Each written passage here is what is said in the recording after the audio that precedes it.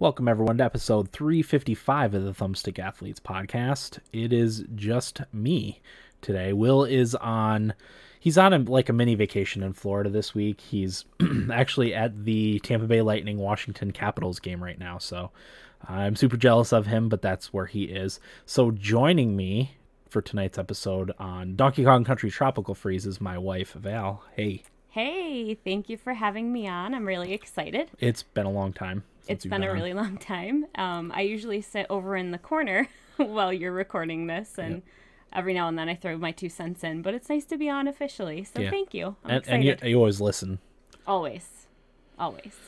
So, yeah, our our main topic is Donkey Kong Country Tropical Freeze. We've been playing it together on co-op. We finished the first and second worlds.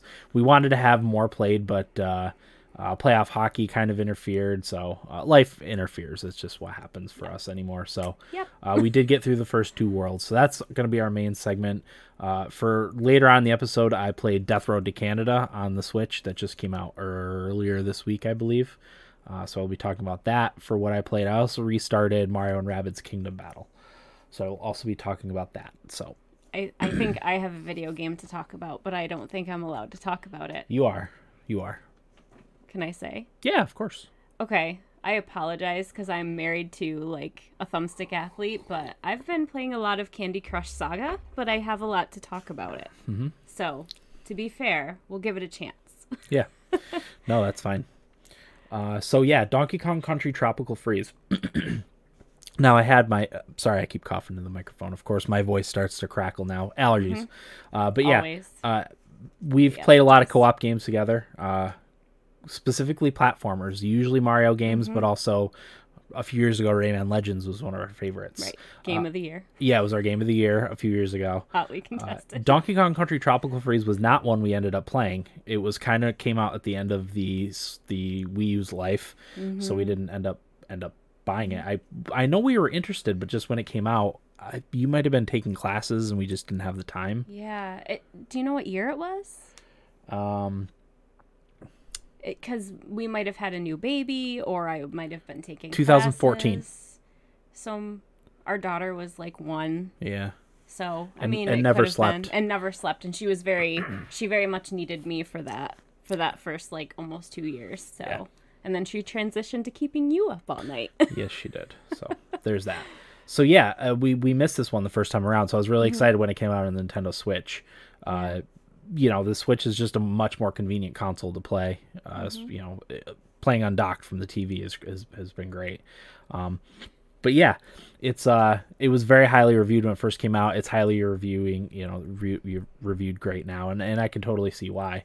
One thing I wanted to mention is there's a certain I would say vocal minority. I spend some time on the Nintendo Switch subreddit, and people were complaining that the original Wii U one, that when it came out, was $50, and this was a full $60. They kind of have nicknamed it the Switch tax, which I don't get. I talked about it before, but the Wii U was at the end of its lifespan when this game came out. Not a lot of people played it, which is a shame because it's a really, really good game. So there's kind of that undercurrent, but for me, I think it's well worth $60, even though we've only played probably about a third of it so far. Yeah, I would definitely say it's worth $60, and I think when you think about, like you said, it was the end of the Wii U's life, and the Switch is a completely different system, I mean, it's a different experience, I think, so I think the 60 is very reasonable. I don't think it's over cost, it's not. Yeah, the main thing they added was the was the Funky Kong mode, which I'm not even really sure what that does, but I know it makes the game slightly easier. Yeah. So it is a difficult platformer. It's hard. You want to get into our troubles that we were having when we first started specifically? Yeah, sure. So I think for me, just a little background on me, I consider myself a Mario snob. I guess when I was growing up, I spent summers at my grandma's house, and I had some younger uncles, and they had Nintendo systems, but they also were working on a farm, so they didn't get to sit around and play video games like they wanted to. So I played their video games, and I played hours and hours and hours of Mario, and that's pretty much all I did for every summer when I was growing up. So being a Mario snob, I was very used to holding, what would it be, like X or Y? I always get it confused because Yeah. it's different than the It's Xbox different. controller. So Yeah. It's I right guess it there. would Is it Y? Y. Yeah, It's Y. Y and Okay. then jump with B. Right. So I always, fast run, like run fast through everything. So every time I would do that, I would like spin off a cliff or like fall in a hole or run into some guy with a horn sticking out that, ended me. So that was really a challenge and a learning curve. I also think because you have to hit, is it ZR? Geesh, I can't even remember. Yeah, it's ZR, ZR or ZL. or ZL. ZR. I think it can be used either one. It's ZR Yeah. or R or ZL or L, L. which does the grapple. So if there's things in the environment that are like a barrel or whatever. Right in the video now, if actually. you're watching the video, you have to manually grapple. Whereas I think in Donkey Kong Country, they automatically grab like vines and stuff when you were swinging on vines, but you have to actually physically grab them, and it took me a really long time to get that. I still can't 100% say with confidence that I can grab things. I have to stop and think and be like, okay, what? So it's really funny, like that whole muscle memory, the idea of that muscle memory. I am so ingrained in Mario and how that functions, and Rayman Legends function the same way. So to switch, at first I was like, I don't really know how I'm going to do this, but I think now that we've played probably 4 or 5 hours. 4 or 5 hours. I feel like I'm pretty comfortable, but I know when we go back to it again, I'm going to have to stop and be like, okay, what am I using? What am I pushing to get what I want to do? So I think right off the bat, controls were a very tough challenge for me, and I think for you as well. Yeah, I'm not as much in the Mario controls, but like I recently played Celeste and then Lightfall, which have pretty similar control schemes. There are ones where you hook onto walls and then jump, and wall jumping specifically is something that it took me a while to get used to, not being in Donkey Kong Country Tropical Freeze. And then in Lightfall, you create platforms under you when you're jumping. So that's a new wrinkle that I hadn't experienced in a game before, and I was kind of getting used to that. So to come to Donkey Kong Country, which I feel like even Donkey Kong Country is its own skill set, even more so than any other game, because it kind of blends everything. There's times where there's a lot of fast, twitchy movement, and those are the parts of the game that I'm the best at. That's just what I'm used to in a platformer, like a Celeste, like a Super Meat Boy, and to a lesser extent Lightfall, which is a little bit slower. But there's also you need patience like you need in Mario. And this guy that's has not my strong suit. video game patience, okay? I've tried to play Mario with him, or I've watched him play like on our Super Nintendo Classic. He plays Super Mario World, and I have beaten that games with every secret, every level, 1 billion times in my life. And he's jumping on platforms, and I'm like, would you just slow down? Like, he has no patience, and I know the rhythm of every single castle. It's kind of pathetic. No, it's good. It's something I've invested a lot of time into. And no patience here. No. Absolutely none. So yeah, I mean that's a difference too. We've kind of gotten used to it. It's still pretty difficult because they throw a lot of surprises for you. I feel like just when you feel like you kind of have a handle on what's going on, they throw something new at you, which is it's kind of cool at the same time because it keeps you on your toes. It does. It's not like the same thing over. So I'm just watching our video. Yeah. And it's that part with the sharks. Do you remember? The sharks chase you. And there's no real way to get rid of them. Like, you just have to outswim them. And that was like really, I think that was one of the videos we made it and we had to delete it because it was just so bad. Yeah, we did that a couple times because our co-op is on my rated G games. So if you want to watch, we die a lot, but we even cut out some of the deaths that we had because I feel like one of them we died like we had like 2 or 3 continues right in a row, and we're like, all right, we'll start over at this point. Yeah.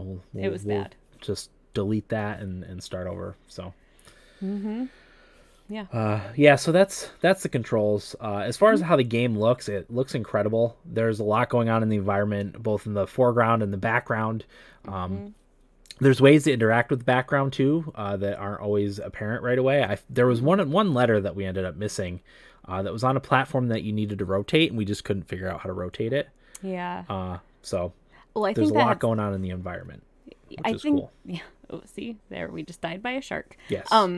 I think that has a lot to do with the character play, which I know we'll probably get into. Yes. So, but yeah, I think visually at first I was like, whoa, this is a lot going on, but you get used to it, I think, really quick, and I really appreciate it. Like, I think it's vibrant and bright and really nice to look at. So. Yeah, and also runs 60 frames per second, which is important for me, especially when things go fast. It's got to be 60 frames. You've got to time everything just right. So it's very smooth, very fluid, which I love.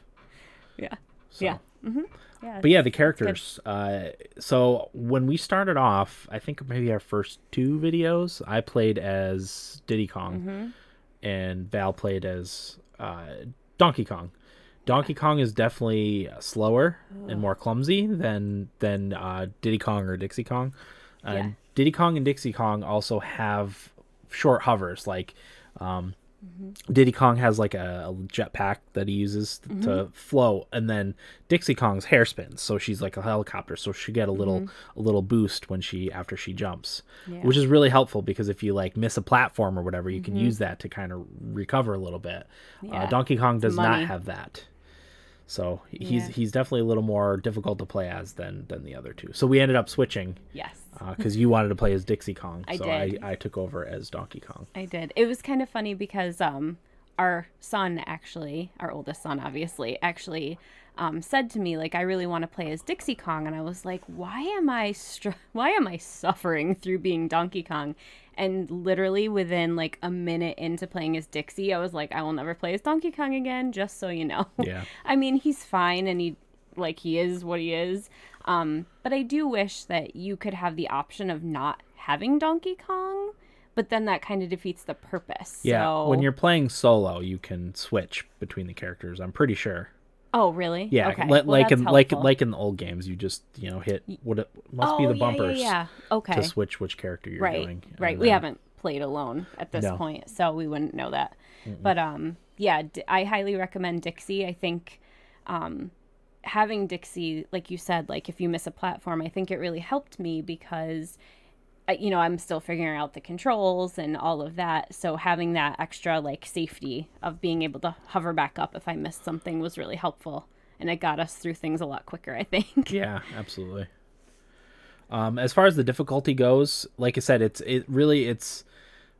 because it throws a lot at you and it's multiple skill sets. So there's times we talked about earlier, but there's times when you need patience. There's times when you need to go fast.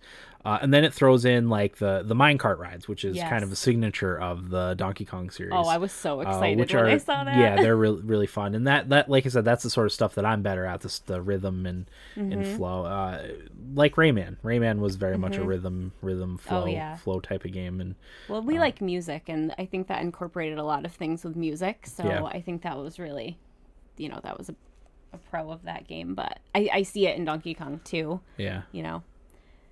Yeah, I mean, when I think of Donkey Kong, the original Donkey Kong, I actually didn't have access to Donkey Kong when I was a kid like I did Mario every day.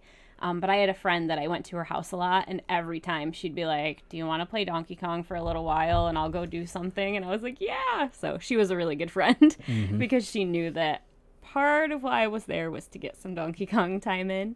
I never beat that game or anything, but it was really exciting to get to see the cart again. I was like, woo, it was a great moment. Yeah.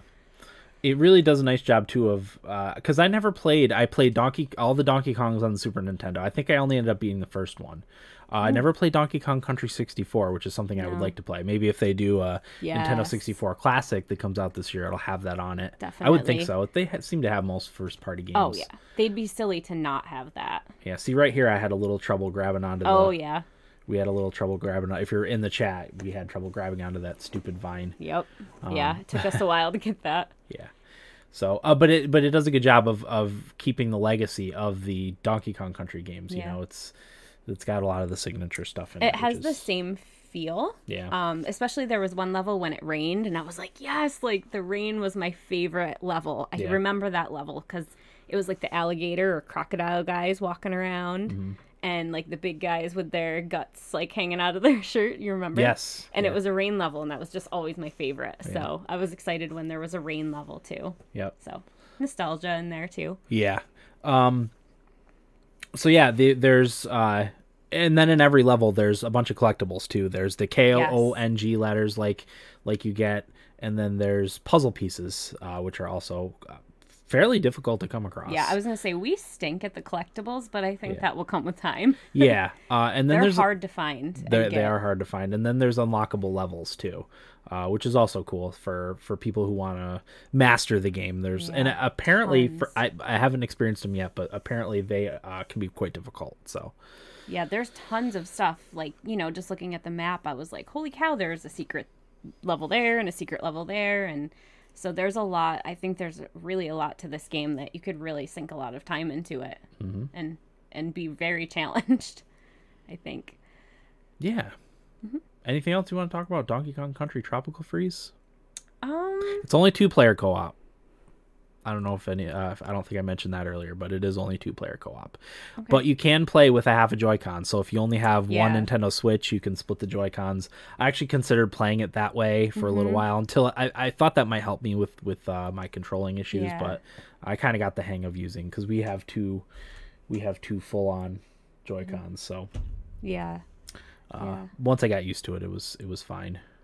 Yeah, I think overall with this game, like, I highly recommend it, and I think it's really good co-op. I'm interested to maybe get a chance to play it, solo. I think our son definitely has interest in playing it, but I'm not sure because the difficulty's hard. But I feel like because he's young, he has the flexibility of just changing his controls and doing whatever. Like, because I would never even attempt Breath of the Wild, and he has done that. You know, so. They have a brain for the 3D games, but both of our kids, neither of one of them have really gotten the hang of the old school platformers like we played when we were younger. Yeah. It's funny. So. It's really funny to see that switch, and of course, Switch. I keep saying that. No, of course, you know, being like the nerdy person I am, you know, I've read some brain research that talks about how, like, kids' brains now are so different than our brains, and even our oldest son's brain to like our younger son's brains are different because of how technology is making brains change. And I think we see that, you know, like 3D games, even for our daughter. Yeah. She's 4. And she is so good at like Mario Odyssey. It blows my mind. But you give them, you know, Super Mario World, and they're like, what do I do? And I'm like, hold that down so you run faster so you can get over the hole, and it's just not registering. So it's really funny. There's like a weird disconnect when they're playing a 2D game as opposed to when they're playing a fully 3D game. Yep, there really is. I don't know what it is, but it's there. It's very noticeable. Like, So, Donkey Kong Country Tropical Freeze, definitely recommend if you have a Switch. It's a must buy. It's a fantastic platformer. Some people said best platform of all time. I don't know if I would go that far, but it's quite good. So, definite recommend. Yeah, absolutely. And stay tuned if you're subscribed to Rated G Games. I'm gonna, I think maybe after we get done with this, maybe we'll do 2. Yeah. And put up 1 because if we can get through it without having to delete any. Yeah, well, that's the problem. We played for more hours than we actually have videos up for because we had to delete some stuff. So, there's that. Yes. All right, on to Nibble Bits. So for my first Nibble Bit, this month's Humble Monthly. So for those of you not familiar with Humble Monthly, it's the $12 monthly subscription from Humble Bundle, and you get some early unlock games which you know about, and then at the end of the time frame they unlock all the games, and you get a surprise batch of games in your library. So this month's early unlock is Destiny 2, which is a really, really big early unlock, and I might even get this one just because I kind of want to play Destiny 2, not get into it, but I really liked when I played the demo, and it controls really nicely. So for $12, that's a steal, and that's not the only game in the package. You know, there's going to be other stuff. So if you're interested in Destiny 2 on PC at all, that's the way to get it. May's PS Plus games lineup. So for May, it's Beyond Two Souls and Rayman Legends. oddly enough, Yeah. for PS4. And then for the PS3, it's Risen 3, Titan Lords, and Eat Them for PS3. Not familiar with that one. Eat Them. King Oddball Right. and Furmins for the Vita. King Oddball apparently is a cross-buy with PS3 and PS4 also. So, yes. Interesting. Oh, as promised, Nintendo has revealed some of the other details for their online service. I'm actually going to read this right from the website. Let's see here. All right, so it will include online play. So any online games that you want to play, like Mario Kart 8 Deluxe, Mario Tennis, Splatoon 2, they're all going to be required that you pay for their online service. It'll also give you access to 20 NES games for Nintendo Switch Online with online play.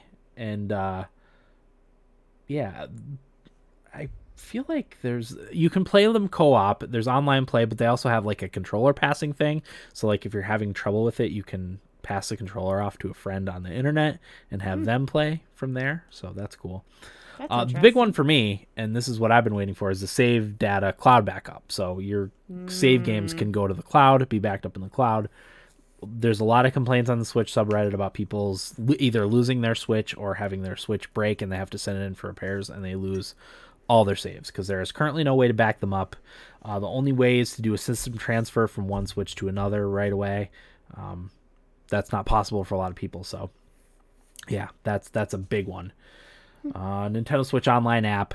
That's the app I've got on my phone. I haven't really used it other than a brief time for Splatoon 2. So there's Splatoon that. 2. Yeah. Well, we'll have to re-get that, I think. Yes, because I love Splatoon. Yeah. Well, no one played it for a while, so we traded it I know. in. But well, it's just because kinda I was regret it. busy. Yeah. And then it was gone. Yeah. Special offers. There's going to be sales and stuff that they have at various times. So for the plans and pricing, so you can do 1 month for $3.99, 3 months for $7.99, or 12 months for $19.99, or you can do a family membership, which has up to 8 different accounts for $34.99. Wow. So that's what we'll be getting probably. So because That's really we have reasonable. Yeah, we have 4 people in our household that would probably play online games in some way, shape, or form. Sure. So that's the way to go for us. So. Yes, as a Nintendo account holder may invite up to 7 others to join a family group. All members of the group will have access to Nintendo Switch Online. We're not sure if there's a way we can split that, like if Will could join our thing or not, and kind of split the cost. We have to figure that out yet, but that would be nice. some people seem to think yes, some people seem to think no. Who knows? So yeah. Okay. So that's cool. Yeah, I like that. More details to follow. Some people were upset about the price, as usual. Why? I don't know. I really think that's reasonable. Yeah, as do for I. what you get. There was also some complaints. I mean, I meant to write this down. I didn't. I'm glad I remembered just now. But Nintendo said that they will not be continuing the Virtual Console. But they specifically said Virtual Console. It's so. I was under the impression that they will still sell older games on the Switch. It just won't be called the Virtual Console. So, like, you'll be able to buy Super Nintendo games on the Switch. There's already a bunch of NES games and Neo Geo games in the Nintendo eShop. But some people were upset that Nintendo was not going to have old games. I don't think that's going to be the case. It just won't be Virtual Console. It's not going to be its own separate thing. It's just going to be part of the eShop, from what I gather. Yeah, they'd be silly to not include those old games because people want those old games. Like I want those old games. Well, I mean, we bought the SNES Classic for $80. Right. And to me, that was a steal. Like I would have paid more for that. Yeah. Oh, sure. And we talked about it before, but we're hoping there's a Nintendo 64 Classic coming out later this year because we'll buy one of those. I know they're supposed to start remanufacturing the NES Classic. If we can get our hands on one of those, we'll likely do it. Yeah. So. There was an NES Classic game or a Nintendo game that I would love to know if any listeners ever played because I know you didn't play it. Jackal. Yeah, I never had Jackal. So it was a popular one. Yeah, my uncle and I played Jackal for hours, and it was so much fun. Like you just drove around little tanks and like got the bad guys, but it was so much fun. And my uncle's really cool, so I think that was probably part of it. But it was so cool when we would play Jackal together. So I'd love to know if anyone else played Jackal because that's good stuff. So I would love to get the Nintendo Classic when it comes out. And Nintendo 64, I think I played it like 2 times ever, the system. Yeah. Because I think by the time that came out, I was older and I wasn't staying at my grandma's house as much. Mm-hmm. And my uncles were married at that point. So my chances with the Nintendo 64 weren't there. I had a Sega Saturn. Huh? That thing was like a beast. One of the few, the proud Sega Saturn owners. And I played 2 games on it. I played Sonic the Hedgehog game. Whichever one that was. And then, I don't remember. Yeah. And then I played a NASCAR game because that's about all that my parents ever wanted to buy was NASCAR. Mm-hmm. And it just sang this really annoying song that just kept saying Daytona. And first time there's been singing on the podcast, I bet. No, actually. Yeah, but it played this annoying song that I could get stuck in my head very easily, and it was awful. Yeah. There was no, you just couldn't control your car. You were just crashing into the wall, and it was bad. So, yeah, not very fond memories of the Sega Saturn. And for my last nibble bit, Valve has announced that next week they'll be launching a Steam Link app for Android and iOS, allowing people to stream games officially from your gaming PC to your phone or tablet. Oh, wow. So this has actually existed for a while now. There's a bunch of different ways you can do this, but this one's official from Valve. So, your data's not getting streamed to China and used to sell you ads or what have. Oh, it might be. I was going to say. But I wouldn't be so sure. Yeah, it's official. It takes less setup. It's just supposed to work. It's going to work as long as you're on the same network as your gaming PC. So you have to be home, for lack of a better way to put it. Okay. So, yeah, there's all sorts of things you can do with that. There you can connect Bluetooth keyboard and mouse to your phone. There's Bluetooth controllers that you can have. So, I'll definitely be giving it a shot. Because I really like the Steam Link. I think it's a great device. I haven't used it all that much, but we used it for Life is Strange. Life is Strange before the storm. Yep, we played on that. Yep. Mm-hmm. So, but it's cool that they're doing that. Making the official service. So nice. I can imagine at some point maybe they'll untether it from you needing to be home, and you can play your Steam games anywhere. So. Yeah. That's all for that. Our weeks, we'll start with you because you have stuff to talk about. I really don't think I have much to talk about. So yeah. So I guess today was a nice day because the kids were doing Mother's Day stuff from school, so that was really nice. My son brought home a little coupon book with a coupon for a hug and coupon for other things that I'm not allowed to look at yet. So that was cute. And I went to my daughter's school and they did a little Mother's Day tea. So they served us popcorn and brownies and tea and lemonade and water and Rice Krispie treats and gave us little plants. So that was really cute. So, just cute little things. And they were excited. I think most recently, I know Dan has mentioned, I'm working on my doctorate. So my class ended a couple of weeks ago now. So I'm adjusting to life with not 10,000 million pages of reading to do. So that's been nice because I get some free time and I can just do whatever I want. And, once the kids go to bed, of course. So just adjusting to that. But part of my free time, actually, I just started a new workout program. So I like to work out. But towards the end of my class, it was just get my papers done and try to get an hour or 2 of sleep a night because my papers were really, really, really rough. I got a good grade in the class, though, so I'm really happy with that. But so I just started the 80-Day Obsession. It's a Beachbody workout program, and it's Autumn Calabrese or Calabrese. I can never remember how to say her name.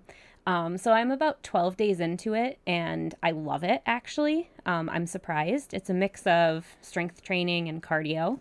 And I hate cardio, but I get through it. And I'm already noticing a difference. There's a nutrition plan that goes with it, but I have not been able to follow that nutrition plan because it is so much prep work and planning and measuring and weighing and counting.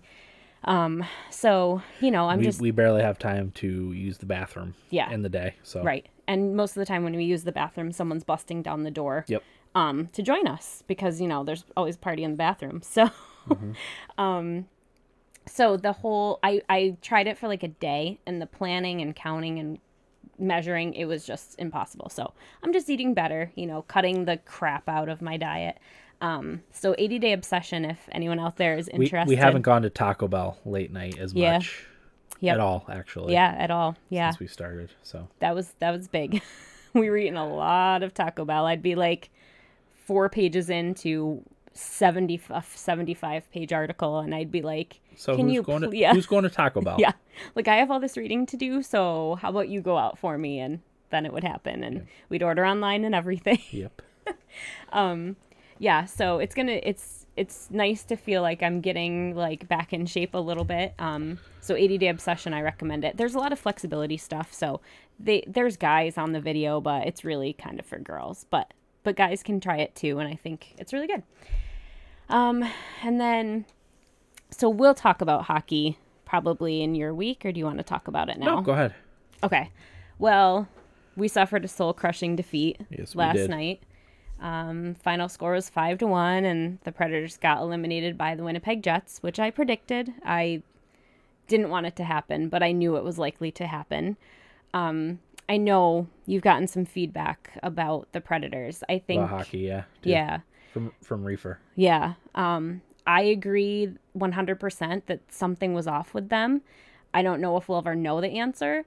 I'm convinced there was a game within the last 3 or 4 games of the regular season that Rene went down funny, and I'm 100% convinced he tweaked his groin, did something to his hip. Something happened, because the way he fell and the way he hesitated to get back up, they kind of moved the camera away, and I was like, something just happened to him. I'm not saying this is Rene's fault. I think it's the whole team's fault. I think, I know you're going to get into it on pond hockey too, but, the Turris, Smith, Fiala line was non-existent. Yeah. And I think, too, our defensemen just weren't joining in how we expect them to. So, but also not playing great defense either. Yeah, they just, I think PK Subban really showed his worth. Yeah.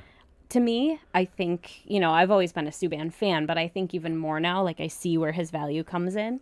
If I might have questioned it, and I didn't question it before, but it was just more obvious to me. Well, there was always questions about, he was always great offensively, but there was questions about his defense too. Yeah. And he'll make a bad turnover occasionally, but he makes up for that by, he scored 4 power play goals in the Winnipeg series. Yeah. Or 3. Yeah. It was a lot. So he makes up for those 1 or 2 defensive lapses that he might have in a game. But for the most part, he plays fantastic defense. So. Yeah. I think, so when I get into something, I go all in. Yeah. Like, that's just who I am. I've always been that way. Might have been a fan of a boy band when I was in high school, NSYNC, sorry. But it was like, I was all in. Like, I was featured in a magazine, for being a fan. Tiger Beat, if anyone ever saw it. I don't recommend it. But anyway, so I'm all in. So it's like my whole, existence. It's like, when's the hockey game on and what's going on? So it took me, I didn't sleep last night. I was so angry. I just needed to, smash something. But I kind of got myself together this morning. I had a nice breakfast and, put my chin up. My car is all decked out in Predator stuff. And last night I was like, I'm ripping all that crap off. It's over. I'm done. But I got in the car and I didn't rip any of the Predator stuff off. And by the time I got to work, because I have an hour and 20-minute drive to work. By the time I got to work, I was like, you know what? I'm proud. I'm a proud Predators fan, win or lose. Yeah. But the one thing I wanted to bring up about hockey, specifically, was an experience I had yesterday. So, I have a really weird job, but I'm only at my home base, my home office 1 day a week. So I decided to wear my hockey jersey, my Predators jersey, because it's fairly new and I haven't worn it yet because we didn't go to a game this year or anything. So I decided I'd wear my hockey jersey. I have a coworker who's a diehard Steelers fan, and she'd always wear her Steelers stuff for big games. So I was like, this is a huge game. I have to wear my jersey. So wore my jersey. And, okay, I am not I'm not one to say that, I'm at a disadvantage because I'm a woman, right? Right. Like, I'm totally not about that. Like, I'm just a person, you know, it doesn't matter, man, woman, whatever. But I have to say, like, I wore my hockey jersey yesterday, and I was really bothered by the reactions that I got, because I got a lot of, oh, you're so cute in your hockey jersey. Like, what team do you like? Like, yeah, like kind of condescending. Yeah, like very condescending. And the thing that bothers me about that is, like, I have really taken a step forward, I feel like, especially this season, in really understanding the game. I feel like I really know a lot about a lot of teams now. Beyond the Predators, Yeah, you know, like, she's in our fantasy hockey league and has been for a lot of years. yeah. So. You know, I take hockey really seriously, and I try to be knowledgeable about it. And I think I can hold a really good conversation about hockey with anybody. And I just got a lot of, oh, you're so cute, or like little snickers. And I was really bothered by that. Like, just because I'm a girl and I have a hockey jersey on, do you think I don't understand the game, or, you know, whatever. So that kind of bothered me. But it was funny because there's a guy that I work with. He knows I'm a hockey fan. He's a Leafs fan. So I was telling him, you know, oh, I'm really sorry, but, you know, you have a good young lineup, and you're going to, you know, you're going to see improvement, and it'll get better. And we were talking about Anderson and other players on the team. And he was kind of like, I think he was taken aback a little bit by the fact that I was able to have a conversation about the Toronto Maple Leafs with him. Yeah. And I was like, booyah, like, boom. Like, I know what I'm talking about. So yeah, it was just a weird experience. I just feel like you should never make those sort of assumptions about anyone for anything, you know? Yeah. Like, you should just... Yeah, like, the jersey's awesome, and, like, you know, I fancied it up. Like, I wore high heels with my hockey jersey, you know? But it doesn't mean that I'm trying to be cute. Like, I am actually a very serious hockey fan, and the Predators are very important to me, so it was weird. We drove to Nashville 11 years ago to go to a couple games, and so we've been to the arena. We try to go every year when they play against Buffalo. We didn't make it this year just because our twins are too young for us to leave them. So sorry, that was my Fitbit. I was wondering what that was. Yeah, it rattles in this new bracelet. It's weird, but anyway. Yeah. I just talked for like an hour, but I'm really passionate about hockey, so. Yeah. No, I just think they partially ran out of steam. I knew that I figured the Jets would win. The Jets' offensive firepower has been fantastic all season. They were second in scoring, I think, second only to the Lightning, I believe. So Nashville has run into trouble with teams like that. Pittsburgh being similar, and I don't even think the Penguins last year are as good as the Jets are this year. No, I don't think so. And you know, part of it was the Predators had a lot of depth, but like the Turris Fiala Smith line barely showed up. I know Fiala had the overtime goal in Game 2, which was huge, but for that, like, it didn't really make up for their lack of play for the rest of the series. So their defenseman didn't really score other than Subban. Did Ekholm maybe get a goal? I think Ekholm got a goal. I feel like in the first round. Yeah, it was. No, I feel like it was. I don't know. I think it was early in the second. It was early in the second or in the first. Yeah, and then Yossi had no goals. Ellis was almost non-existent. He was non-existent. I never noticed him on the ice, like, ever. Yossi had 3 points in Game 4, but I think other than that, he hadn't really done anything. Yeah, and you know, so a conversation we had about Winnipeg, because of course last night I was all like, whoa, like, I'm gonna go burn Winnipeg down, and I'm not really going to, but I think one conversation that we had, or it might have even been this morning when I woke up from not having slept. Yeah. What I said is, you know, okay, on paper, like, fair enough. Winnipeg has way more offensive power than we do. But if we think about the Predators over the entire season, what they were able to do, they didn't need the superstar power. They were just enough of a solid team that had a good enough system that they could beat anybody. And they did beat everybody. You know, I mean, there was a time when I was like, my God, like, I don't remember what it's like for them to lose. Like, when are they going to lose a game? You know, so I think that if they had been running on all cylinders like they were in the regular season, I know the playoffs are a different atmosphere, but that's who the Predators were. They could beat anybody with who they had, and they just couldn't do that. Yeah. They just couldn't do it. And Winnipeg is not the team to do that against. I feel like maybe if they had been against San Jose, it might have been a little different. Yeah. But if you're playing Winnipeg with how stacked they are right now, well, yeah, you can't. The second you Nashville can't. made a mistake, it was in the back of the net. Like Oh, that's just what absolutely. happened every time. It's Winnipeg. So yeah, you know, so it stinks. But I try to move on, and yeah, I'm interested to see what they do next. If they do anything. You know, I don't know, because you look at them in the regular season and you say, like, how could you take that team apart? But look what they did in the playoffs. They laid an egg, you know? I mean, I know it went 7 games, but it was a really rough 7 games. Yes, you know, we won game 6 handily. Like after game 4 6. and 6. Yeah. I was like, woo, they're showing up they're a back. little bit. There they are. And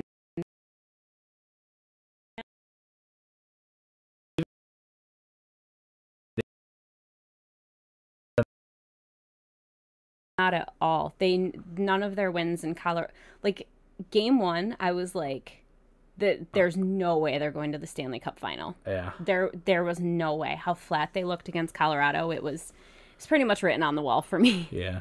Like by game 2, I was like, nope, not even close. And I was trying to think of the Predators team last year, and I think, you know, with Fiala going down with his injury, they had different players up, and I think there were a lot of guys trying to prove themselves. And I was saying, like, do they just throw those guys back in? You know? Like Freddie Gaudreau. Like Freddie Gaudreau, exactly. Colton Sissons was getting like first and second line minutes. Yep, exactly. So yeah, so I don't know. It's unfortunate, but I'm excited for next season, but I'm also really nervous because I just don't know. You know, I feel like I worry about the whole Chicago thing. Like last year, Nashville ripped Chicago open and exposed them for kind of what was happening there, and I'm like, did we just get exposed on some things, or was it just we just couldn't get our crap together? Yeah, you know, I think that's it. God, I hope that's it. We'll see next season, but yeah, I don't know. Okay. So there was a mini pond hockey podcast inside of the Thumbstick Athletes. We'll be talking a little bit more about that. I think like I said, I think Will's planning on doing pond hockey tomorrow, so stay tuned for that. All right. Look what I'm just noticing what Reefer said in the chat. Yeah. He said Colleen gets the same thing, like, oh, you're wearing your husband's jersey. Yeah, and it is. You know, it's funny because I wouldn't fit in your jersey. Well, you know, so all season, right, I have been watching, and I wanted to get a Predators home jersey because the gold. I mean, you can't miss the gold anywhere, right? The women's jerseys were sold out all season, but I refused to get a man's jersey, specifically for that reason. I did not want someone to think like, oh, she's got her boyfriend's jersey, you know, her husband's jersey, whatever. Yeah. So I specifically got the women's one, and it is more fitted and tailored, so you can tell like it's made, you know, for a girl. Yep.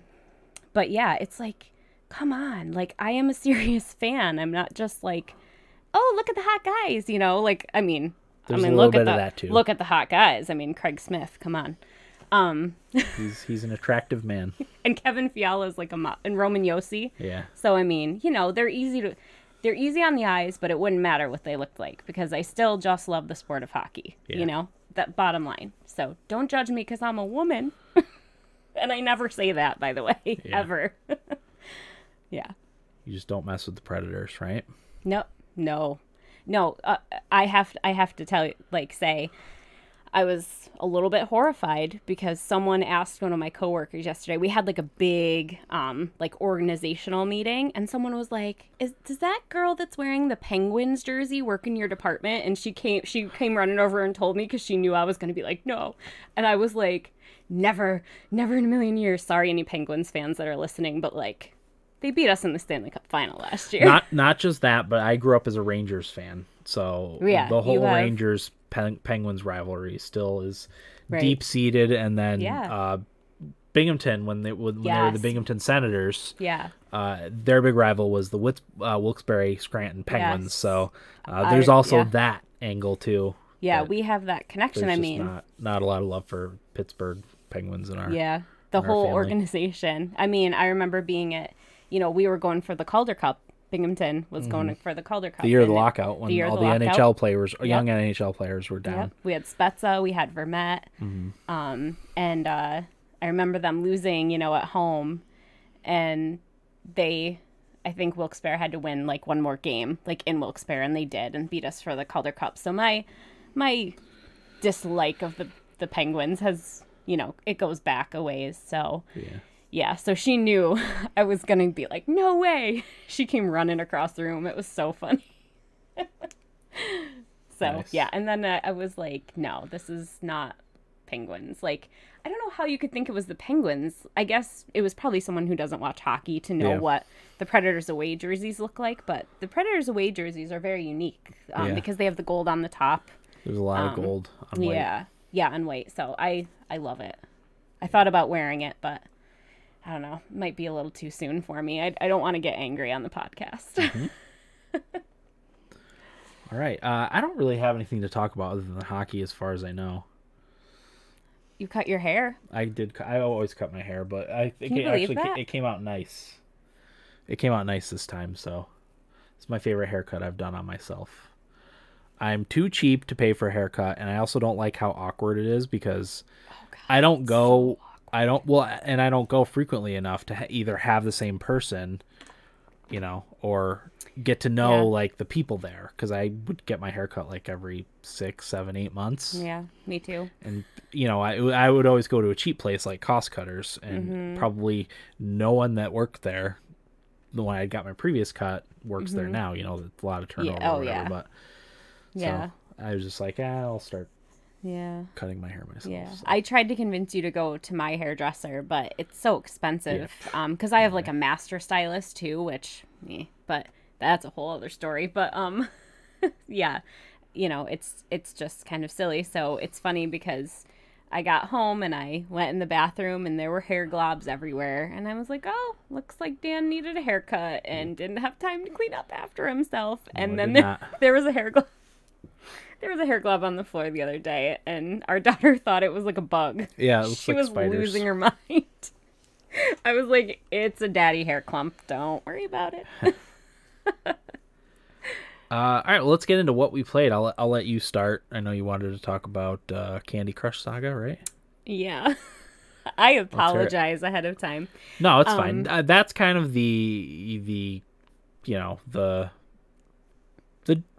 game we pick on the most for having the microtransaction thing, but it's not even the worst example of that sort of thing. So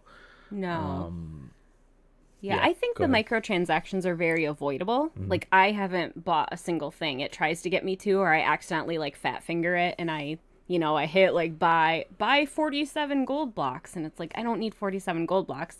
A lot of times when you play, I don't know what the number is, like 5 to 8 consecutive games, like you have to wait, half an hour until you play again or something silly like that.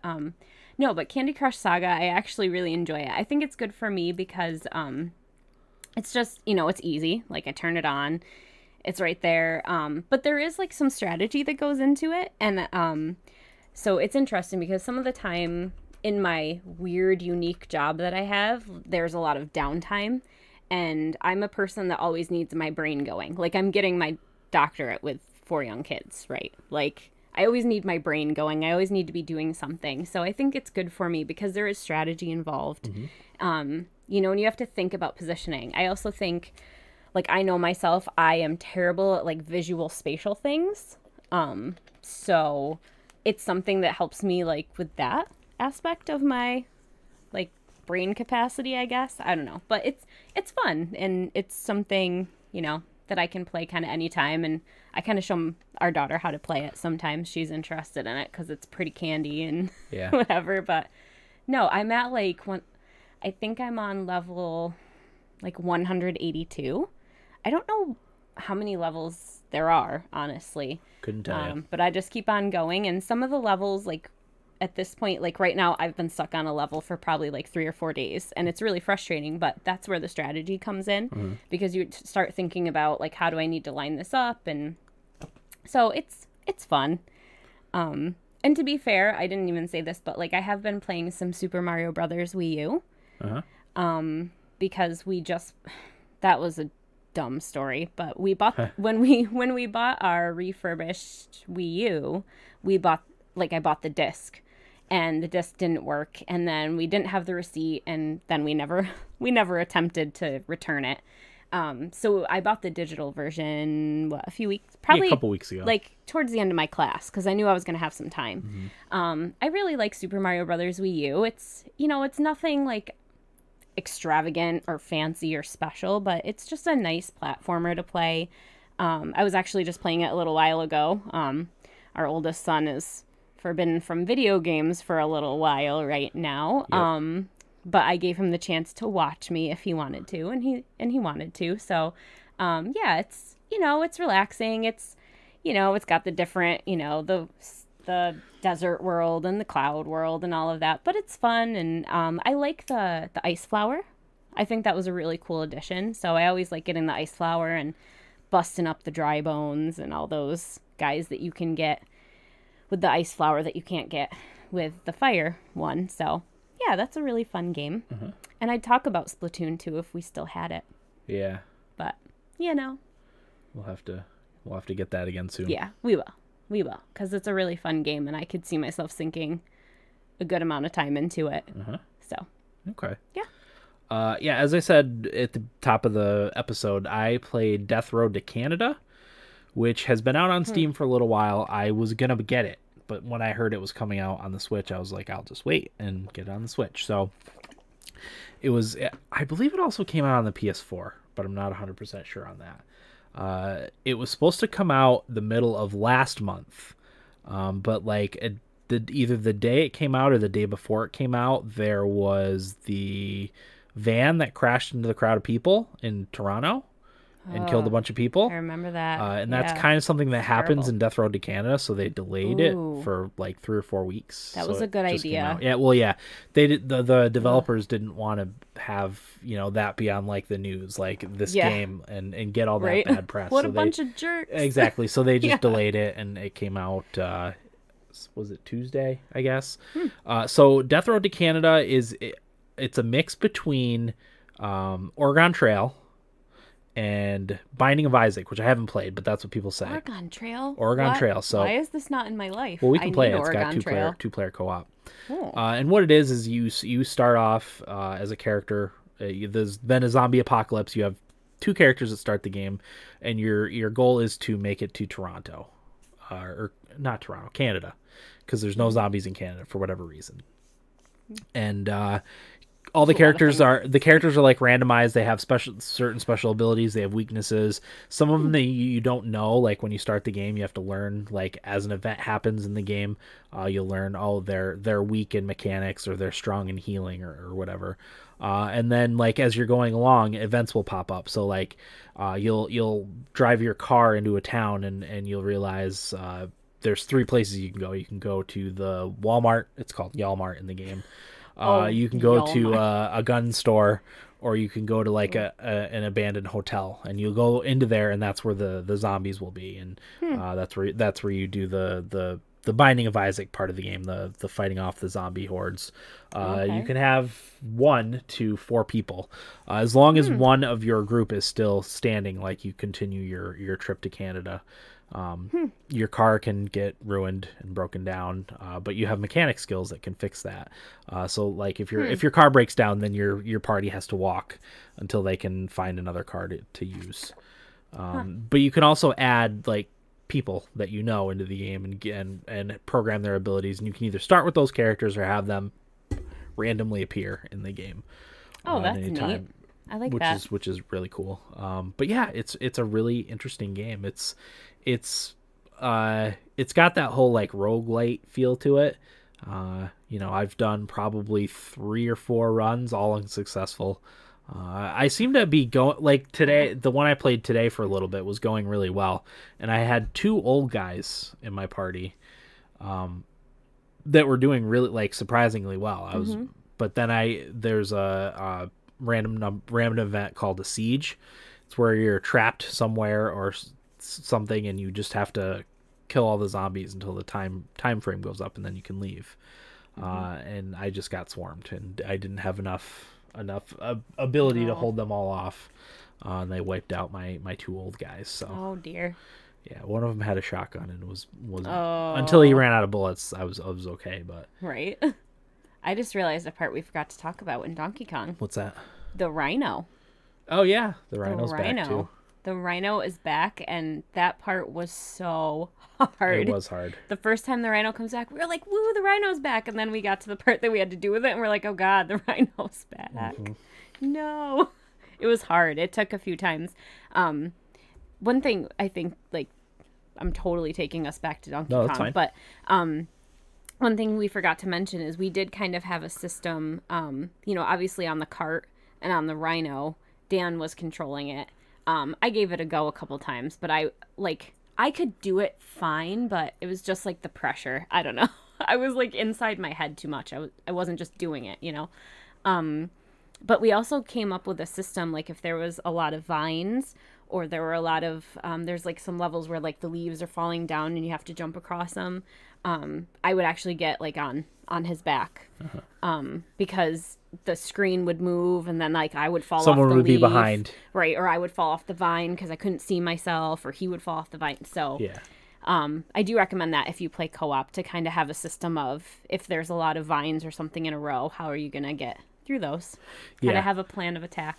The downside to that is if you fall in a hole and die, you lose 2 lives instead of just one. Which is a pain. So like we lost tons of lives too. We were yeah. We'll get there. Yeah. We've improved. We've improved definitely. over time. There's no question. Definitely. So, yeah. So yeah, Death Road to Canada, good stuff. It's on for the Switch now. It's on sale. I think it's $11. Oh. I had leftover credit and then I had some gold coins, so I ended up only paying like $4 for it. Nice. Which was nice. So, but yeah, that's a recommended one. It's also a co-op game, so it's in a tabletop mode. And Nintendo just announced that they're releasing a tabletop stand that also charges the Switch. So if you play a lot in tabletop mode, I think it's $20. That's well worth it. In my opinion, it will charge the Switch while in tabletop mode. So that's a really good idea. Yeah, we haven't used tabletop mode all that much, but we have used it a couple times. So, but yeah, if you do a lot of tabletop gaming with the Switch, it's a must-have. Yeah. So that's awesome. I believe that's everything. Okay. I don't think I played anything else. Oh, Mario and Rabbids. Mario and Rabbids Kingdom Battle is amazing. The thing that I notice is the music is unbelievable in that game. It's such a good orchestral soundtrack. It's fantastic, and that stands out to me. For some reason, it stands out a lot more in my now second playthrough. Like I said, I started that for my Rated G Games YouTube channel, so that's what I'm working on now. I haven't figured out a schedule. I think like I'll have my mainline Let's Plays. What is that? I don't know. Did someone leave the sink on upstairs? Maybe. Should I go check? Yeah, go check. I don't want water dripping down from upstairs. That sounds bad. Anyway, yeah. So, where was I? Yeah. Mario and Rabbids. Yeah. But yeah, that game's so good. And I think I put in the description for one. It makes me really wish for a Super Mario RPG Part 2. I know Paper Mario was supposed to be like the successor, but it's not the same. So yeah, that's everything for what we played. We can get into feedback. Was that what it was? Someone left the sink on? Yep. Never fails. There were lights on all over the place up there. After we just had a super expensive water bill. Oh my good gravy. If you time out on the podcast, if you have a broken toilet, fix it immediately, because you will get a god-awful water bill that's going to destroy your life like it did mine, because we had all these plans. Like, we plan on taking our family to Nashville actually in the fall, because our son is 7. Like, he's there, like he's ready for a hockey game. I think our daughter is too. And I don't know what we'll do with the twins, but we'll figure that out when it happens. Yeah. Yeah, I was like, we're gonna book this, like it's gonna be great. And then we got that water bill, and I was like, well, our lives are ruined. So because we had a stupid.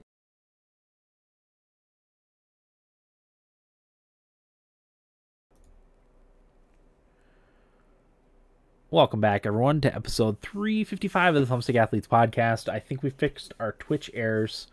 I don't know what happened. It just disconnected and wouldn't reconnect. So I don't think our internet went out because it didn't say that it did. Like but it randomly goes out. I don't know what the deal is. Ever since it switched over to Spectrum, it just drops for no reason at random times. Yep. So it almost makes me kind of miss. It almost kind of makes me miss Time Warner. But almost. Not quite. Okay.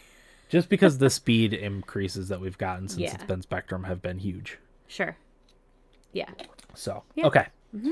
First piece of feedback is from Reefer, who says, "Happy Thursday, guys. This is obviously meant for yesterday. Right. Our Facebook, for whatever reason, I made 2 posts this week about when the episode was going to be, and I feel like less than half of our likes saw it. I want to say only like 140 people ended up being reached by our post. So I don't know why that is. Well, sometimes it posts to Twitter, sometimes it doesn't. I don't know what's going on. It's so annoying. So I can actually help you a little bit with that. Okay. Because I have a friend who does like sales through Facebook. Yeah. And they have changed like the algorithms or whatever for how people see posts. So it's set to some kind of default that people won't see your posts unless they like manually go in and say like see all highlights. So or see everything. So it defaults to like see highlights that people like or something like that. Which we're terrible with social media. So yeah, I really should help out with that because I do Facebook and you know I used to do a lot more when I did some direct sales on Facebook too. So I know nothing about Facebook. I don't use it at all personally. Just I use it for the podcast. Yeah, sure. But anyway. Yeah. So yeah, he sent us this yesterday. He did send an addendum for today. So he says, with the release of Pillars of Eternity 2 this week, I decided to go back and try and finish the first one this week before getting into the new one. I'm already further along in Act 2 than I got the first few times I attempted to play it. This, of course, means I went back to episode 194 to hear your thoughts on it from 3 years ago. Dan, you played like 25 hours in 1 week, so you loved it. Hearing you geek out about just how, well, geeky the game is great. I've really been enjoying my second go of it. Corey liked it, but he said he preferred Divinity Original Sin. But who cares about Corey? He abandoned us. Totally. Hockey time as always. Bolts beat the Bruins in 5 games around their way to their 3rd Eastern Conference final in the last 4 years. I've been a Lightning fan for over 2 decades now, and I can honestly say that this is the best team I've ever had the pleasure of watching. Sure. I hate feeling as confident because it can only lead to despair and sadness. Been there. But I don't think anyone's going to be able to stop them from winning the cup, not even Ovechkin. Fingers crossed for the Predators tonight. I'm with you, Dan. Southern solidarity. # keep the cup out of Canada. Yes. This day in real life. On this day in 1497, Amerigo Vespucci set sail for his first trek into the New World. Wow. In 1775, representatives from the 13 colonies assembled for the Second Continental Congress in Philadelphia. Oh my gosh. In 1869, the first transcontinental railroad was completed at Promontory Summit, Utah, linking the eastern and western United States with the Golden Spike. In 1908, Mother's Day was observed for the first time in the United States. In 1962, Marvel Comics published their first issue of The Incredible Hulk. And in 1994, Nelson Mandela was inaugurated as South Africa's first black president. That's a lot of big things. Wow. I was going to say, like the Continental Congress? That was May 10th. Dang. So that's a lot of big things. That's really big. Oh, we should mention, I don't know if they listen regularly, but both of our cousins became fathers. Yeah. On Tuesday, the 8th. Yeah. So congratulations to our. For those of that have listened to Thumbstick Athletes, one of them was our guest cousin Chris, who was on a couple episodes. So yes, he is now a father. Yep. So congrats to him and your cousin. My cousin Joe had his first baby as well on the 8th. It was funny because he was born early in the morning, and then Chris's baby was born later that day, and we were like, holy cow, like both of our cousins became first-time fathers on the same day. So that was really cool. So congratulations to you guys. It's really fun. So Pillars of Eternity was great. I am very interested in the second one. I'm glad it's it's getting very good reviews. I'm gonna get it when it comes out on Switch. I think it's coming out in the fall on the Switch. So I haven't gotten it for PC because I'm waiting until then. So that's why I haven't gotten it yet. Hockey, Bolts. I'm glad to see the Bolts knock out the Bruins. The whole Marchand licking thing has been disgusting. Yeah. I was telling you. Like, I listened to a podcast where someone was saying, like, this is not a big deal. And okay, I'm a germaphobe. So, like, I'll put that right out there. I am a horrible germaphobe. But, like, licking, like, is that where we are? Like, is this what we want hockey to be? You know, like, I think of, you know, I have a coworker whose daughter lives in Nashville. And because of that, she's become a Predators fan. And I've really been filling her in on hockey. So if we want new people to like this sport, are we going to let people lick people? Like, is there going to be this? Like, I don't think there are many other players in the league that are going to do it, but he's a big name, and I think something needs to be done about it, but I think it's disgusting and out of whatever, you know? I don't know. It's just so dumb. Like, let's just not be dumb. Yeah. Okay? Totally agree. Also, I'm with you on not feeling too confident. I try to do that too, because then the disappointment is all that more crushing when your team loses. So, or it's just crushing no matter what. Yeah, I mean, especially after, like we talked about earlier with the Predators and how they looked against Colorado, we just didn't expect them to beat Winnipeg. There was no hope from game one. Yeah, game one on, there was just no hope. Okay, so that's Reefer's first email. Yeah. I'll read his addendum right now. I love Reefer's. I love your, like, this day in history. Yeah. It's always so fun to listen to. Good stuff. Yeah, it's great. So this is his feedback addendum. He says, Dan, my condolences. What a fucking year, though, man. President's Trophy, first ever division win, franchise record in points. Nothing at all to be ashamed of there. My heart absolutely broke when I saw Pekka sitting by himself in the tunnel with his mask in his hands just staring at it. But hey, let's all get on board the lightning train now, okay? Absolutely. That's what I'm rooting for. I can do that. I like Stamkos a lot. Yeah, I like a lot of their players. I think Stamkos is a great guy. So. Yeah. I didn't see that the day for the cast was changing until after I sent feedback again. So here's everyone's favorite segment today in real life. On this day, May 11th, in 330, Byzantium is renamed Nova Roma during a dedication ceremony, though it is more commonly referred to as Constantinople. That's throwing it back. Yeah, that's fantastic. In 1310, Philip IV of France burned 44 members of the Knights Templar at the stake, claiming heresy. That's throwing it back, too. That's awesome. In 1858, Minnesota is admitted as the 32nd U.S. state. In 1949, Siam officially changes its name to Thailand. In 1968, the St. Louis Blues lost their first Stanley Cup appearance to the Montreal Canadiens. And in 1997, Deep Blue, a chess-playing supercomputer, defeated Garry Kasparov in the last game of the rematch, becoming the first computer to defeat world champion chess player in a classic match format. Wow. What year was that? I'm sorry. That was 1997. Okay. Hashtag keep the cup out of Canada. Hashtag no caps.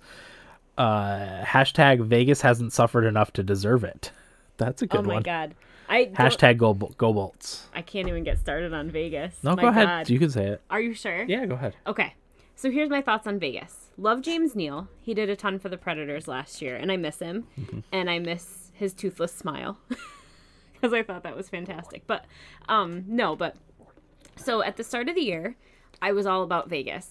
Love their uniforms, by the way. Yeah, I do too. I know like people have a problem with them, but I really like the gray. It's just something different. Like, I'm mad that the Kings got rid of the purple. Yeah. Just because it was something different. Yeah. So, but anyway, so I was really like, I can root for Vegas. I can pull for them. And then I had this kind of moment, I guess, maybe a month ago, and I was like, stop. Okay, these are not the land of the misfit toys. And they try to make themselves the land of the misfit toys. Like, I've read things where they say that about themselves. And I get it. Like, they weren't protected by their teams, and that sucks. Like, that has to be a terrible feeling. But Marc-Andre Fleury, people. Yeah. Marc-Andre Fleury, okay? That's not a misfit. Maybe he was a misfit in Pittsburgh, but, like, he's not a misfit. He's a Stanley Cup winning goalie. Yeah. I mean, so I struggle. And, like, James Neal, like, he's not a small name, you know? So I've kind of cooled off on Vegas. I think it's good. Like, it's exciting to see, like, those people, their fans are crazy. Like, they are into it, and that's what I love about Vegas. But Yeah. at this point, I really, well, now I'm torn because I want them to beat Winnipeg because I don't like Winnipeg now. But I don't know. I'm not buying the Vegas, like, oh my God, it's their first year. Well, but look at who it is their first year. Reefer says that's been my exact argument. Yeah. They aren't an expansion team. No, they not aren't. Not in the traditional sense anyway. Exactly. And it's funny because I was talking to another guy at work who doesn't really follow hockey. But he was saying to me, like, he was asking about Vegas, actually. And I was like, oh, well, they took players from each team. And he's like, I thought expansion teams were like nobodies, like young kids out of nowhere. And I was like, well, that's what it should be. And then I was telling him he was like, do you think the rules will change after this? He's like, what if this team goes on and wins the Stanley Cup?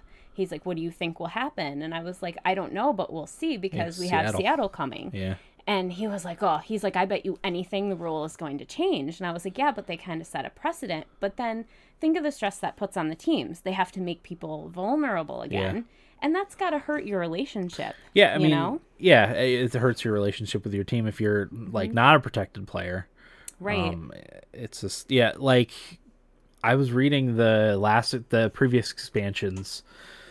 They could protect, like, 9 forwards and 5 defensemen and a goalie. And, like, you're scraping the bottom of the barrel for the most part. Right. There, you might get, 1 or 2 decent players, but, Vegas got good players, yeah. I mean, it shows. I mean, I am not, like, taking away from what they've done. Yeah, they still had to win. It's a brand new team, and they still had to win, and they obviously have a good system because teams just aren't able to shut it down. I mean, the Kings, I don't think were, like, a big test for them, but San Jose, like, they have players, San Jose is not... Oh, apparently Vegas gets their whole roster protected in the next expansion draft, too. See, that's crap. Oh, Reefer, seriously, that's crap. Like, I think I actually did hear that somewhere. Like, I don't know. Like, if they won the cup, it's fine. Like, it is what it is. They earned it. But the whole thing around them, like, it's their first year and they're the land of the misfits. It's not fully a land of misfit toys in my mind. So. Mm-hmm. Okay. So thanks, Reefer. I'm a little bit passionate. Sorry. Just go on and on. Next on the list is from Tito, who says, here's a link to Rocket League's 2018 summer roadmap schedule. A lot of nice changes in the works, like leveling and an XP mechanic. Hopefully Eric is on the show to quickly go over his thoughts.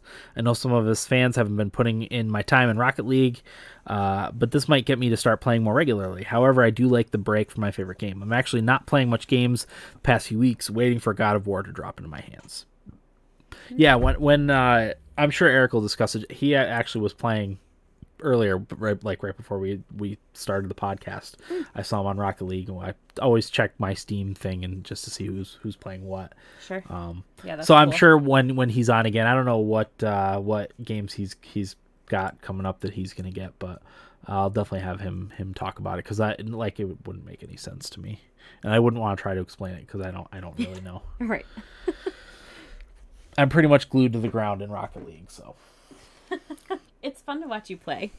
It's a fun game. It's it fun. Really is a lot of fun. I just think I could ever do it. I can't. I wouldn't.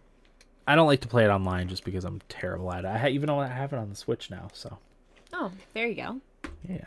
I was playing it for a while, but you just get behind when you don't play it all the time, and. Yeah. So. Yeah, it's kind of like that's how I feel with Splatoon. Yeah. A lot of times, like, everyone's like the same level as me, and then I'm like a level 4, and everyone's like 10 trillion. And I'm like, well, this is not going to go my way, and I'm really sorry to my team because I don't remember how to play. So, yeah. Okay. Yeah. I think that's it for feedback. So, yeah. Ooh. All right, so we have range from 1 to 2. So, Eric is 1. Oh, yep. Reefer's the winner. All right, so the games. Oh, I got to bring up the games. I was going to say, do you have that? I was going to ask you. So it'll be 1, 2. I believe it's 160 something. Where are we here? I meant to bring this up in the break, and Yes. of course I forgot. We talked about it, but it didn't happen. It's okay. We have two mushy parent brains here. Mushy, angry that the Predators lost, parent brains. Okay, so it's 1 to 173 Okay. are the numbers. Sorry. I'm like, oh, what does That's that mean? fine. Okay. And First number I think Reefer's is... still in the chat, so he might be able to pick his game right away. Awesome. First number is 55. I'm going to write these on my paper here. Oh, I can do it. Okay, 55 is The Wolf Among Us. I know that one for some reason. Yeah. It's a Telltale game. Sure. Okay, next game, 136, is Medal of Honor. Medal of Honor. That's the most recent one, I believe. The EA one that came out maybe 5 or 6 years ago. That was terribly received. 95. 95 is Monaco. What's yours is mine. That's a fun co-op game. What is it? It's a pixelated heist game. You have to break into various places and steal things. It's a like a top down. It's quite good. Top down. Okay. Huh. Okay. Oh, right. Next. 38. I feel like I need to yell bingo. 38. Hex Cells Complete Pack. Hex Cells Complete. I think I played Hex Cells. Would I have played that? I don't know. I don't know. I'm thinking of something else. I don't know. Okay, we got one more. Oh, okay, one more. 23. 23 is Dark Heritage, Guardians of Hope. No idea what that is. Want me to read them? Yeah, go over the list again. Okay. So, Reefer, your choices are The Wolf Among Us, Medal of Honor, Monaco, What's Yours Is Mine, Hex Cells Complete Pack, or Dark Heritage, Guardians of Hope. All right, so those are your choices. You can let us know now or later. It's up to you. I actually sent out a few games today. I've got to contact Jake. He has back one. I think he told us what he wants, but I don't remember specifically, so I'll contact him. But I did send out some of the games to try to get caught back up. So. Ooh, Bolts are making a comeback. Yeah, that's awesome. Yeah. I guess I'll check the Pulling score for real you. quick. How jealous are we of Will right now? Seriously? Yeah, when he was saying, like, we might try to go to a playoff game, I was like, you might try? It's like, you better go. Like, you better go. Yeah, so definitely. I'm glad he went. Yeah. For next week, we are likely covering Frostpunk. I played a fair amount of it. Will, I think, is going to play it. I know Corey played a ton of it, so I'm actually hoping Corey's going to be on this week's episode, but I don't know. Can't guarantee that, but I know he played quite a bit of Frostpunk. I think he said he played it till 3:30 in the morning last week sometime. So yeah, he was into it. I've really been into it. So that will be our episode for next week. I'm hoping it's Thursday. I really don't like recording on Fridays. Yeah, well, we don't have hockey anymore. Yeah. So we're free. Yeah, yes, we are. We're free until hockey or Game of Thrones, whatever comes first. Predators hockey, I should say. All right, Reefer's going to pass. So I saw that. we will just add those back to the library and yeah. We'll have to come up with some a way to still give games away. Send him a candy bar in the mail. I wish. I don't know where that came from. Oh yeah, real quick before we're done, if you want to help the podcast and don't want to spend money doing it, which why would you? I set up our Twitch Prime thing. So if you are interested in subscribing to our channel, you can do so with your Twitch or with your Amazon Prime account. I'll tweet out the link at some point. There's one on our stream. I think if you mouse over it, it'll pop up. I think that's it. No. Yeah, that's it. I don't know. But yeah, if you mouse over our stream, it should pop up and let you know how to connect your Twitch account to your Amazon account. Like I said, I'll try to tweet out the stuff, but that's an easy way to support the podcast without having to spend anything. Yeah. So me and Will are going to, Reefer said he subscribed earlier. I did see that. I wanted to thank you, awesome. Reefer. That's awesome. Thank you. Me and Will are going to figure out like some subscriber benefits. I thought about maybe doing a game giveaway for subscribers and then a game giveaway for feedback people who submit feedback, but we haven't figured it out yet. We just haven't had time because someday. we will because he's almost done with school. Yeah. And you know, we didn't talk about it this week because he was on vacation. So sure. Yeah, I think that's everything. Next week, I think Thursday again, Frostpunk. So that's everything for episode 355 of the Thumbstick Athletes podcast. I'm your host, Dan. I'm Val. Thanks for listening, and get out of my basement. All right, hour and 20. Nice. One. Yeah. I've just got to find. I've got to find the intro. I think that went okay. Okay. No, I'm talking about this. Oh, okay. Other than our. I'll never come on again. I No. You did great. No, it's just confusing to have all these windows up with different pieces of information on them. There's a lot of things happening. So, yeah. And my mouth is really dry. Yes, it is. I wanted to like dump water at you while we were but I don't have much water left either. Yeah, thanks for joining us, Reefer. I am gonna stream after episodes. I'm not gonna do it tonight because it's Friday and we need to get some Donkey Kong Country playing. I need to do a video. So yeah. Hopefully next week I'll stream after the episode. I just remember one thing that I could have talked about my week, but who knows? Maybe I'll be back on. Yeah. Starting to plan our vow renewal. Yes, we are. In almost 10 years. Flo Rida. Yeah, she's definitely going to come on more. We and Will are going to try to have, especially when it's just me and Will, are going to try to have people on more frequently. Yeah, thanks, Reefer. I appreciate that.